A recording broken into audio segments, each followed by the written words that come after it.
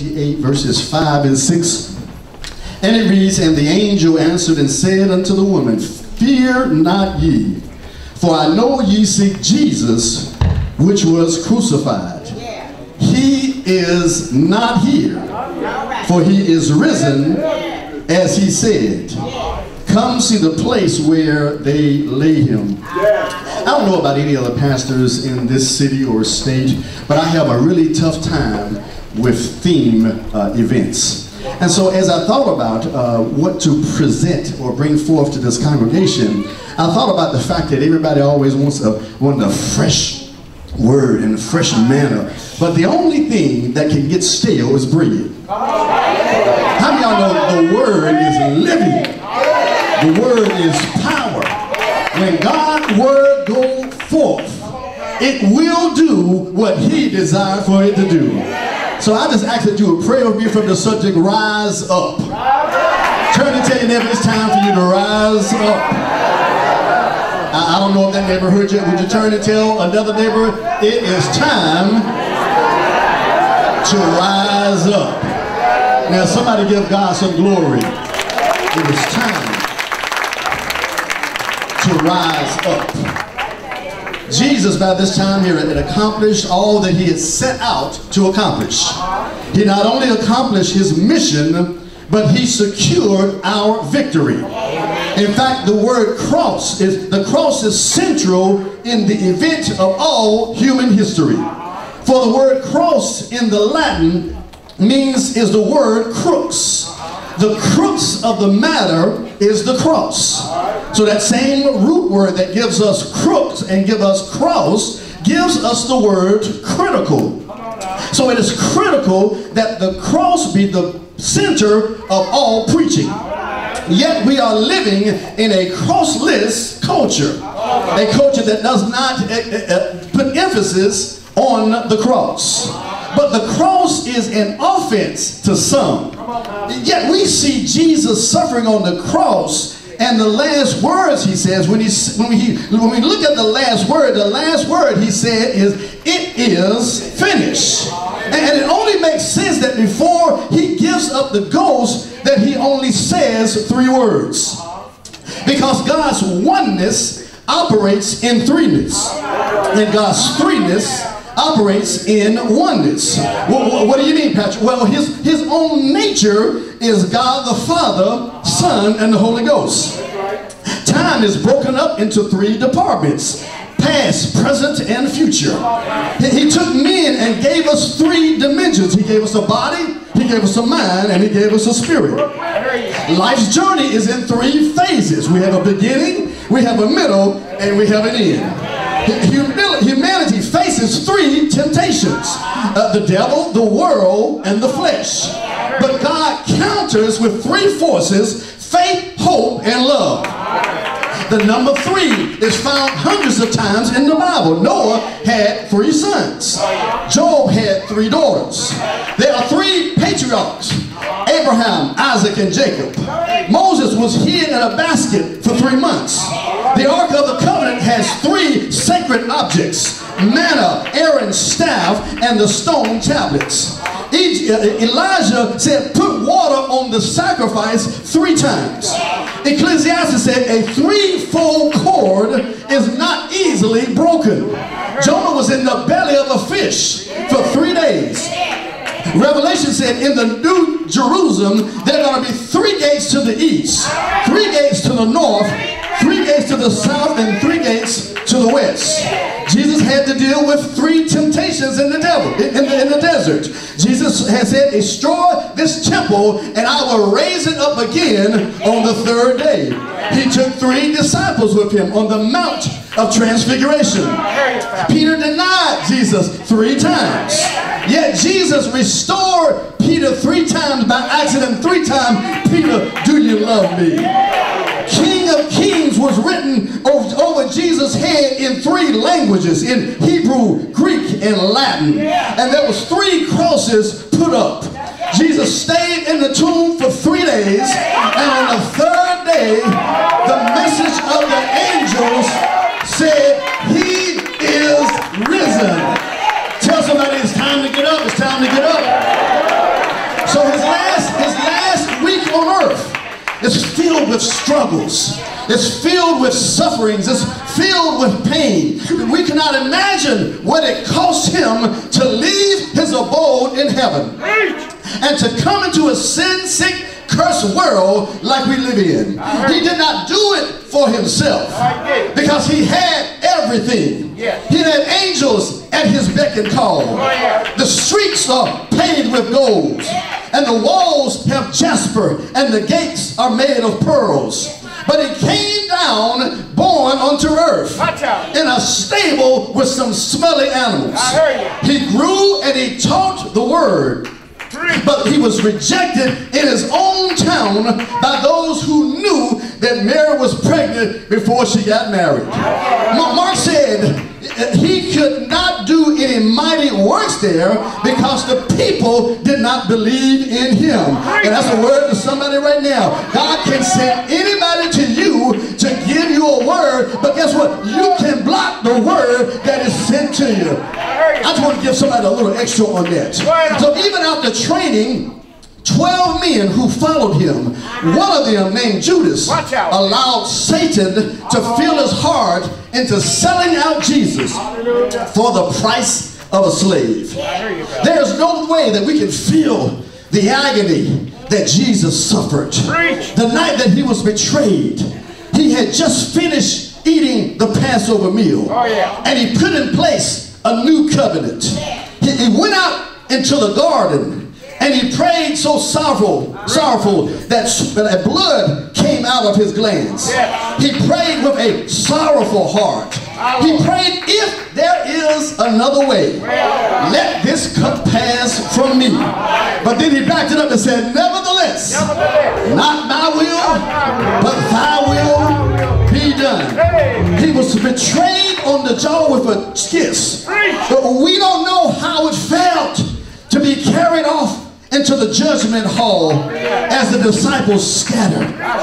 And one disciple who said, I will be there until the very end. One disciple who saw all the miracles. One disciple who was warming himself up by the fire said, I never even knew the man. He was sent to Caiaphas, and then he was sent to Pilate, and then he was sent to Herod, and then he was sent back to Pilate. And Pilate said, I don't want nothing to do with this man because I find no fault in him. And then he washed his hands. He said, we can give him a Roman beating, but I'm not going to be guilty of his death. They beat him until he was not even able to stand. Cords of cowhide, bone, metal, and glass, ripping the flesh off his body. They nailed him in his hands, and they nailed him in his feet. And I'm trying to, as a child, wonder, how could you treat a man that was so good so bad? He was not guilty of insurrection. He was only guilty of opening up blind eyes. He was only guilty of stopped up ears. He was only guilty of multiplying fish and loaves of bread. He was only guilty of feeding the hungry. But as I asked that question, why are you treating this man so bad? I can hear Isaiah say, in years past, not that he's done anything wrong, but he was wounded. Hallelujah. For our transgressions, bruised for our iniquities. The chastisement of our peace was upon him, and by his stripes are we healed. They whipped him on his back to heal your backache. They put nails in his hands to heal your arthritis.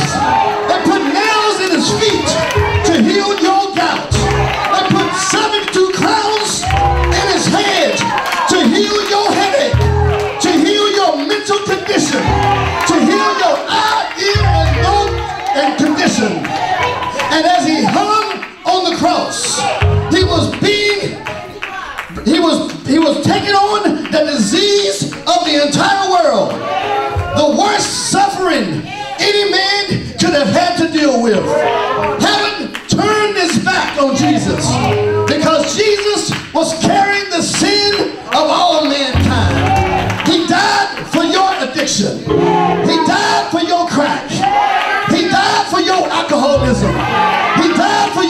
Christ.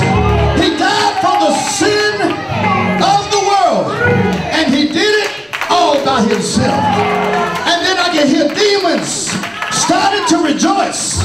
They said, we got him right where we want him. And then he said, Father, I commit my spirit into your hands. And then he said, it is finished. And he gave up the ghost because he couldn't go nowhere until his spirit was released back to his father. And the father said, God, son, I'm going to give you a challenge. I need you to go down in the pits of hell.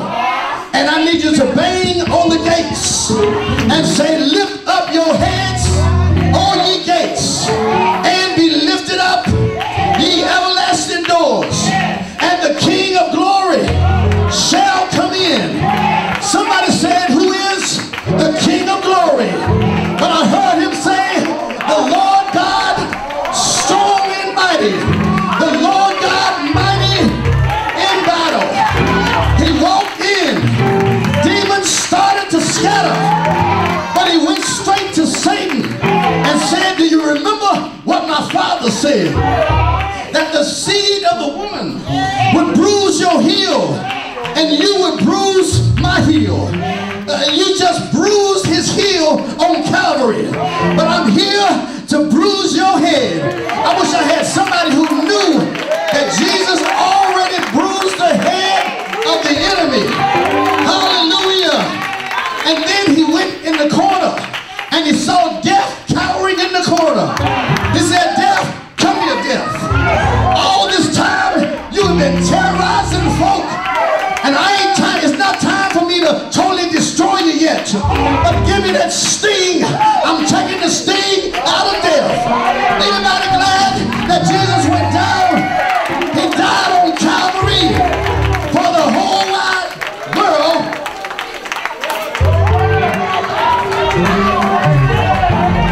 And then he walked over and saw death. And he said, death, I'm getting ready to take your power. He said, you've had authority over the grave long enough. Not only did he take the sting out of death, but he took the longevity out of death. How many of y'all know because he died, because he went down in heaven and picked up the same keys that he laid down when he came out of heaven? He jangled the keys. He said, I got all power in my hand. And now we can say, to be absent from the body is to be present with the Lord. I wish I had somebody that had a family member that you're waiting on when you get over yonder. I don't know about nobody else. I got a mother that's waiting on me over yonder. I got a grandfather waiting on me over yonder. I got an aunt waiting on me over yonder.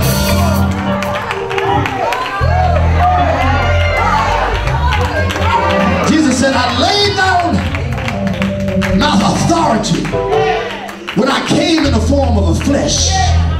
But when he gave up the form of flesh, he picked his power back up. And it said early in the morning, they went to anoint the body. But then when they got there, the stone had already been rolled away. The angel said, I know why you're here. You see Jesus, who was crucified. But I wish you would turn and tell your neighbor, he's not here. I don't know if that neighbor turned you. Tell somebody else, he's not here.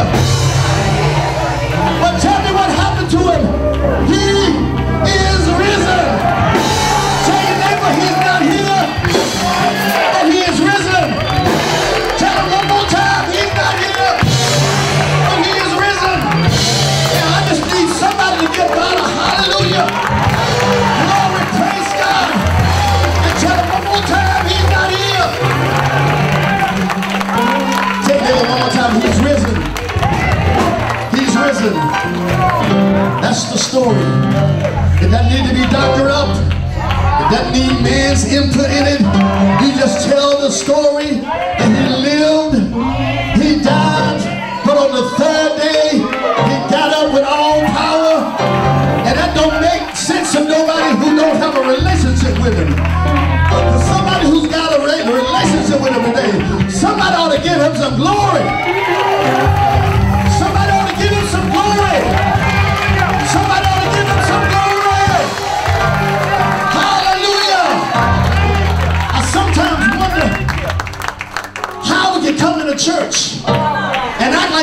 funeral and the funeral home ain't out front? How can we come into church and act like we dead when Jesus said, I came that you might have life and have that life more